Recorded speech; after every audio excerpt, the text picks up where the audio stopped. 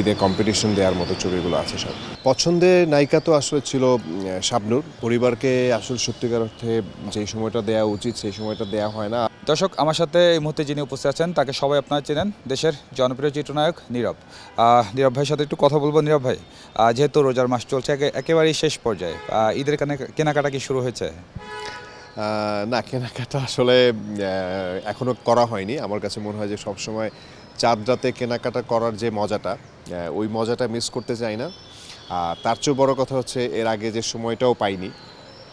So দুটো মিলে আমার কাছে মনে হয় যে ঈদের একদম চাঁদ রাতের যে শপিং করার মজাটা, এবং সেটা হচ্ছে একদম ভোরবেলা, মানে ঈদের দিন ভোরবেলা বাসায় ফেরা, শপিং টপিং করা, এটা অনেক মজা লাগে এবং এটা অনেক মানে ইন্টারেস্টিং এবং এটা অ্যাডভেঞ্চার। এবং এটা দেখা যাচ্ছে যখন রাতের বেলা মানে গাড়ি থেকে বের হই তখন এত ব্যাগ ট্যাগ নিয়ে খুব মজা লাগে এবং ওইটাই অনেক দিনের ট্রেন্ড হয়ে গেছে। আমার মনে হয় এবারও তাই হবে। ছোটোবেলায় তো অন্য রকম ছিল, এটা সবার কাছেই হয়ে থাকে। যেহেতু এখন সবে যে অনেক কাজ এবং কাজের ব্যস্ততার মাঝে আসলে পরিবারকে কতটুকু সময় দেওয়া হয়? পরিবারকে আসলে সত্যিকার অর্থে যেই সময়টা দেওয়া উচিত সেই সময়টা দেওয়া হয় না। আর প্রতিবার মনে হয় যে রোজার 10-15 রোজার পর থেকে হয়তো একটু মানে একসাথে বাসায় ইফতার করব, তারপরে একসাথে সেহরি করব, একসাথে শপিংয়ে যাব, অনেক প্ল্যানিং থাকে। বাট এটা দেখা যায় যে ডে বাই ডে 10-15 রোজার পর থেকে আরও বেশি মানে বিজি হয়ে যায়, অনেক বেশি টাইট শিডিউল হয়ে যায়। দেখা যাচ্ছে আমার যেটা মনে হয় 22 বা 23 রোজার 22 বা 23তম ইফতারটা আমি বাসায় করেছি, তাও 13-14 দিন পরে, মানে 13-14 দিন পরে ইফতারটা করেছি। আর মাত্র একদিন বা 2 দিন সেহরি করার সুযোগ হয়েছে বাহিরে। বাট বাইরে যাওয়ার প্ল্যানিং ছিল অনেক, যে বাইরে গিয়ে সেহরি করবার, সেটা হয়নি। আহ, ঈদের দিনে একটু কথা আসে। ঈদের দিন আসলে সালামি দেয়া এবং নেয়া, এটা তো আমাদের দেশে প্রচলন আছে অনেক বছর যাবতই। সালামি দেয়া হয় নাকি পাওয়া হয়, মানে আসলে দুইটা মিলিয়ে আসলে কেমন ঈদের দিনটা কেমন যায়? ঈদের দিনটা খুব ভালো যায় এবং সালামি নেয়া দেয়া দুটোই তো থাকে। সেটা হচ্ছে আগে যেমন একটা পাওয়ার পরিমাণটা বেশি থাকতো, দেয়ার পরিমাণটা থাকতোই না, বাট আস্তে আস্তে দুটোকে ব্যালেন্স হয়ে গেছে। আর এখন হচ্ছে যেহেতু টাকার যে মান, সেই মান অনুযায়ী অনেক বেশি দিতে হয়, অ্যামাউন্টটা বেশি দিতে হয়। আর যেহেতু পাওয়ার সংখ্যা কমে গেছে, সো সেটা যতই পাই না কেন, বাট দেয়ার মতো হয় না, আসলে কাছাকাছিও হয় না। ছোটবেলায় কত সালামি পাওয়া হতো, মানে আমরা তো 10 টাকা 5 টাকা মনে হয় হয়তো পেয়েছি, মানে এরকম হয়েছে কিনা? হ্যাঁ, 10 টাকা 5 টাকা তো এরকম খুব বেশি বেশি পেতাম। তারপরে 50 টাকা 100 টাকা, মানে তখন তো আসলে 500 টাকা পাইনি, সত্যিকার অর্থে 100 টাকা হায়েস্ট ছিল। 100 টাকা 200 টাকা এগুলোই।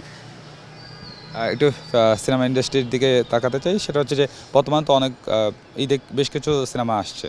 তো আসলে কি মনে হয় এবার কি ঈদের সিনেমার সংখ্যাটা একটু কম? আপনার কি মনে হয়?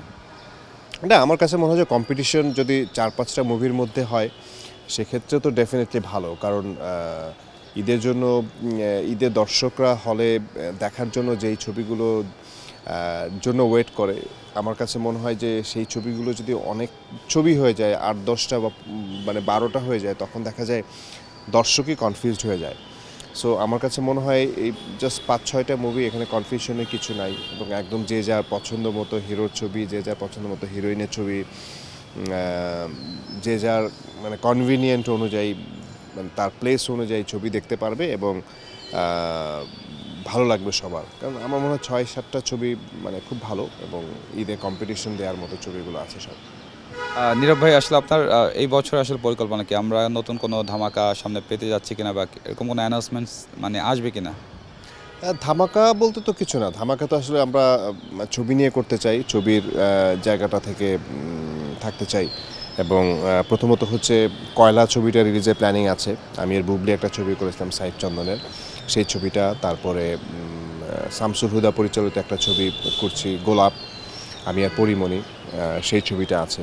এছাড়া আরও বেশ কিছু ছবি পাইপলাইনে আছে। আমার মনে হয় দর্শক রিসেন্টলি জেনে যাবে সেই ছবিগুলো। এবং আমার মনে হয় যে যেহেতু নতুনত্ব গল্পের চেঞ্জেস আছে, লুকের চেঞ্জেস আছে, সব কিছু মিলে আমার মনে হয় যে ভালো কিছু দর্শক দেখতে পাবে।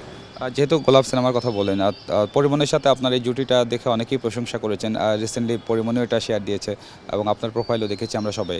ফ্যান ফলোয়াররা অনেক সাধুবাদ জানিয়েছেন। আসলে এটা একটু অভিজ্ঞতা একটু শেয়ার করা যায় কিনা, আসলে কেমন এক্সপিরিয়েন্সটা ছিল এই জার্নির? না, আমাদের জার্নি তো আসলে খুবই অল্প।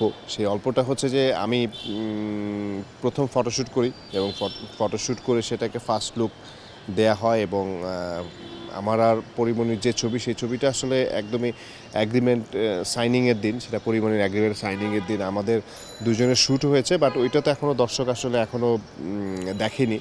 আমার মনে হয় যে এটা খুব রিসেন্টলি দেখে যাবে। দেখে গেলে তখন এটা জার্নিটা আরও অনেক বড় করে বলতে পারবো।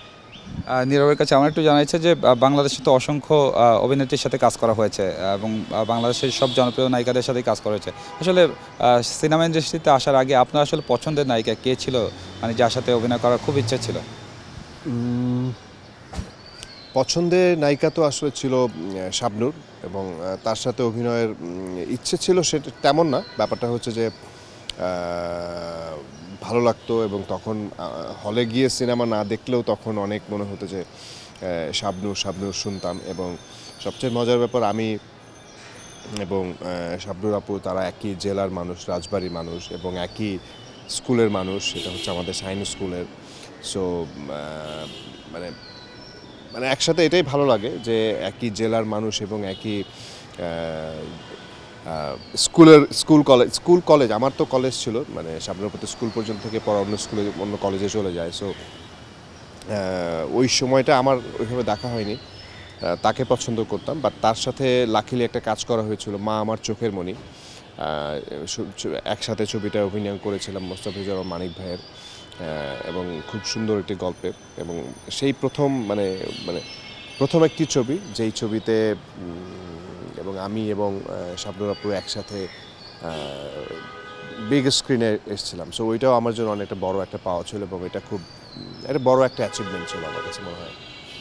এখন তো অনেক নায়িকারা মানে কাজ করছেন বর্তমান প্রজন্মের, কি মনে হয় আসলে তাদের জায়গাটা এবং সেই আপনি যার কথা বলেন অর্থাৎ শাবনূর, অর্থাৎ সেই সময়কার নায়িকারা মানে এখন কোনো ঘাটতি আছে কিনা বলে আপনার কি মনে হয়? না, ঘাটতির জায়গাটা আসলে তো সময়ের সাথে সাথে অনেক কিছু চেঞ্জ হয়। সো ডেফিনেটলি এখনকার যারা কাজ করছে তারাও অনেক চ্যালেঞ্জ নিয়ে কাজ করছে। যখন শাবনূর আপারা কাজ করেছে তখন একটা চ্যালেঞ্জ নিয়ে কাজ করেছে। সো আমার কাছে মনে হয় যে সময়ের সাথে সাথে অনেক কিছু চেঞ্জ হবে এবং এখন আমরা যারা কাজ করছি আমাদের পারসেপশন বা গল্প বলার স্টাইল, মানে অ্যাক্টিং স্টাইল সবগুলোই তো চেঞ্জ হয়ে গেছে। সো তখন ওনাদের সময়ও একটা অন্য প্যাটার্নের ছিল। সো চ্যালেঞ্জ না, ঠিকঠাক আছে আমার কাছে মনে হয়। দর্শকদের উদ্দেশ্যে কিছু বলা আছে কিনা?